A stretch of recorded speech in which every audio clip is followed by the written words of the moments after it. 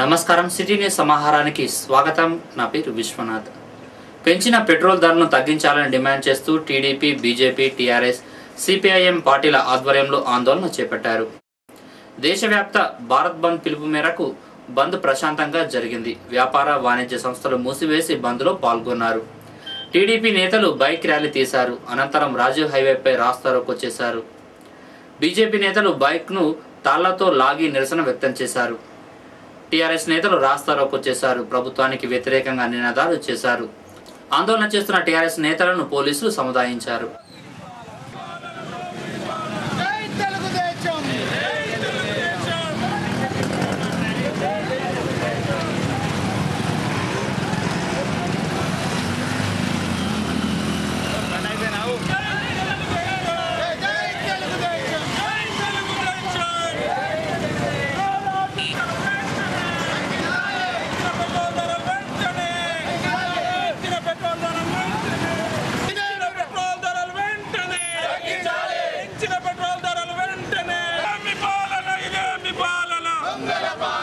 నిరుపేదలపైన, బడుగు బలహీన వర్గాలపైన వారి నడ్డు విరుస్తున్న ఈ కార్యక్రమాన్ని తెలుగుదేశం పార్టీ పక్షాన ఈరోజు మిత్రపక్షాలన్నీ కలిపి భారత్ బంద్ పిలిపివ్వడం.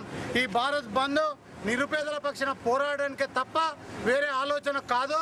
ఈరోజు కాంగ్రెస్ ప్రభుత్వం గద్దెనెక్కిన తర్వాత ఈ గత 3 ఏళ్ల నుంచి ఇప్పటి వరకు 4 సార్లు ఆ రోజు ఉన్న 45 రూపాయల పెట్రోలు ఈరోజు 85 రూపాయల పెట్రోల్ వరకు వచ్చిన ఘనత కాంగ్రెస్ ప్రభుత్వందే ఉన్నది. ఈరోజు నిరుపేదలను రోడ్డుకి ఇచ్చే పరిస్థితి కాంగ్రెస్ ప్రభుత్వం తెచ్చింది.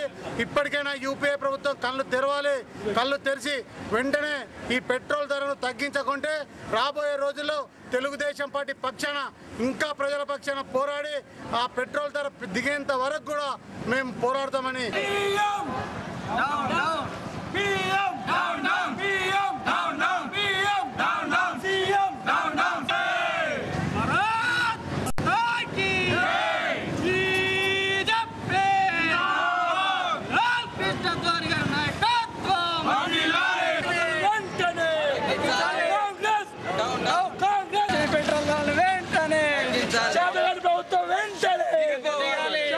యూపీఏ ప్రభుత్వం, మన్మోహన్ సింగ్ గారి ప్రభుత్వం అతను ప్రధానమంత్రి అయినప్పటి నుంచి ఈ సామాన్య ప్రజానీకం మీద ఈ పెట్రోల్ ధరలు, డీజిల్ ధరలు, గ్యాస్ ధరలు పెంచడం ఇది 14వసారి. సామాన్య మానవుడు నడ్డి విరిచేస్తున్నారు. సామాన్య మానవుడు బండి మీద తిరిగేటటువంటి పరిస్థితి లేదు. పెంచినటువంటి పెట్రోల్ ధరలను వెంటనే తగ్గించి సామాన్య మానవులకి న్యాయం చేకూర్చి సామాన్య మానవుడు కూడా ఒక రెండు ద్విచక్రాల వాహనం మీద తిరిగే విధంగా ఈ యొక్క ప్రభుత్వం సానుకూలంగా స్పందించాలని భారతీయ జనతా పార్టీ పక్షాన, ఆల్ ఇండియా భారత్ బంద్ పక్షాన ఈరోజు సుల్తానాబాద్ మండలంలో రాస్తారోకో చేయడం జరిగినది.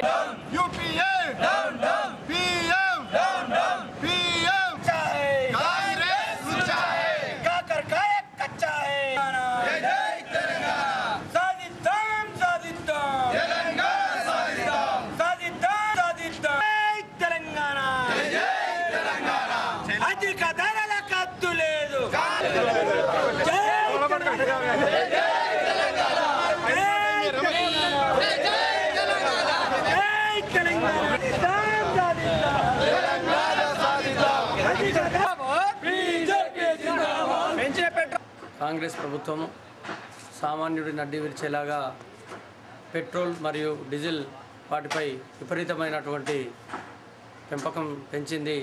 దీన్ని టీఆర్ఎస్ తరఫున మేము తీవ్రంగా ఖండిస్తున్నాం. కాంగ్రెస్ ప్రభుత్వం అన్ని పార్టీలను కూడా మాయమాటలు చెప్పి మోసపుచ్చు తన యొక్క ప్రభుత్వాన్ని కాపాడుకుంటుంది. దీన్ని అది నిలబెట్టుకోవాలంటే ఈరోజు సామాన్య మానవుడికి ఇప్పుడు కింది స్థాయి నుండి ఇప్పుడు కూరగాయల వరకు కూడా ప్రతి పప్పులు, ఉప్పులు ప్రతి ఒక్క దాని మీద కూడా ఈ యొక్క పెట్రోల్, డీజిల్ ప్రభావం పడుతుంది. కాబట్టి ఈ యొక్క దాన్ని వెంటనే నిర్ణయాన్ని ఉపసంహరించుకోవాలని చెప్పి మేము టీఆర్ఎస్ తరఫున డిమాండ్ చేస్తున్నాం. అట్టడున ఉన్నటువంటి మధ్యతరగతి ప్రజలు ఇలా 3 సంవత్సరాల కాలంలో ఏ ప్రభుత్వం పెంచలేనటువంటి విధంగా ఇలా యూపీఏ 2 ప్రభుత్వం 19 సార్లు పెట్రోల్, డీజిల్ ధరలు పెంచి పేద ప్రజల నడ్డి విరిచినటువంటి పరిస్థితి చాలా దుర్మార్గంగా ఉంది. ఈ విధానాల్ని భారత communist party, Marxist, CPM party చాలా తీవ్రంగా ఖండిస్తూ ఉంది. వారి ఇలా జరిగినటువంటి భారత్ బంద్ని కూడా మరి గుర్తు చేసుకొని ఏదైతే పెంచినటువంటి పెట్రోల్ డీజిల్ ధరలు పెంచారో అవి వెంటనే విరమించుకొని తగ్గించాలని చెప్పేసి కూడా ఈ సందర్భంగా మేము డిమాండ్ చేస్తూ ఉన్నాం. అమెరికాలో కానీ, జపాన్లో కానీ, జర్మనీలో కానీ ఏ విధంగా రేట్లున్నాయో ఆ విధంగా ఇక్కడ మన భారతదేశంలో కూడా కొనసాగేటువంటి విధంగా కూడా మరి ఆ విధంగా చేయాలని చెప్పేసి కూడా చమురు కంపెనీలు భారతం మనం మొత్తం ఇండియా గవర్నమెంట్ అండర్టేకింగ్లో తీసుకోవాలని చెప్పేసి కూడా మేము ఈ సందర్భంగా ప్రభుత్వం డిమాండ్ చేస్తూ ఉన్నాం. విద్యుత్ తీగలు తగిలి గడ్డి తరలిస్తున్న ట్రాక్టర్కు నిప్పంటుకుంది. అప్రమత్తమైన స్థానికులు వెంటనే ట్రాక్టర్ ఇంజన్ను వేరుతో పెద్ద ప్రమాదం తప్పింది. సుల్తానాబాద్ మండలం పూసాల్లోని శాస్త్రీనగర్లో గురువారం ఉదయం ఈ ప్రమాదం జరిగింది. ఇదే గ్రామానికి చెందిన బండ వెంకటేశం తన పొలంలోని 2 ఎకరాల వరిగడ్డిని ట్రాక్టర్లో తరలిస్తుండగా నివాస గృహాల పక్కనే రోడ్డుపై ఉన్న కరెంటు తీగలు గడ్డి లోడ్తో వెళ్తున్న ట్రాక్టర్కు తగలడంతో ఒక్కసారిగా మంటలు అంటుకున్నాయి. డ్రైవర్ చాకచక్యంగా ట్రాక్టర్ ఇంజన్ను వేరు చేయడంతో పెద్ద ప్రమాదం తప్పింది. బండ రవికి చెందిన ట్రాక్టర్ ట్రాలీ పాక్షికంగా కాలిపోయింది. స్థానికులు అప్రమత్తమై మంటలను ఆర్పివేయడంతో పెను ప్రమాదం తప్పింది. దీంతో స్థానికులు ఊపిరి పీల్చుకున్నారు.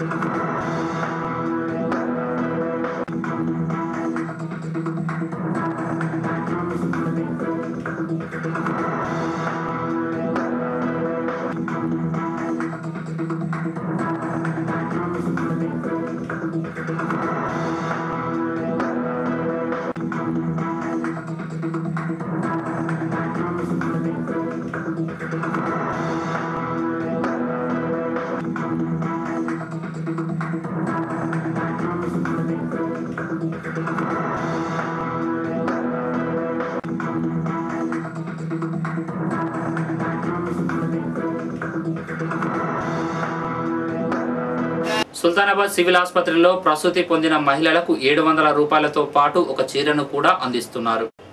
ప్రభుత్వ వైద్యశాలలో ప్రసూతి కేసులు ఎక్కువ సంఖ్యలో నిర్వహించేందుకు ప్రభుత్వం మహిళలకు గిఫ్టులను పంపిణీ చేస్తోంది. సుల్తానాబాద్ సివిల్ ఆసుపత్రిలో ప్రసూతి పొందిన ఓ మహిళకు డాక్టర్ పల్లవి చీరను బహుకరించారు. ప్రభుత్వ వైద్య సేవలను గర్భిణులు సద్వినియోగం చేసుకోవాలని అన్నారు.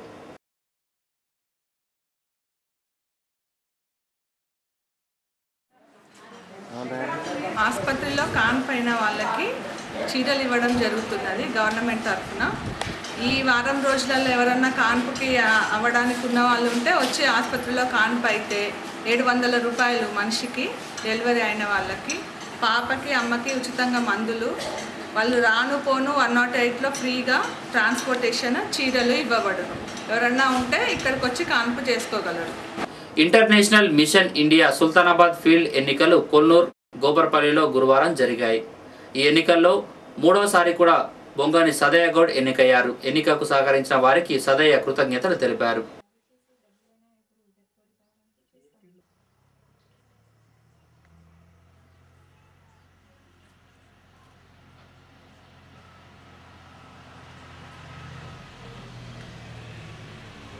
మరి 3వసారిగా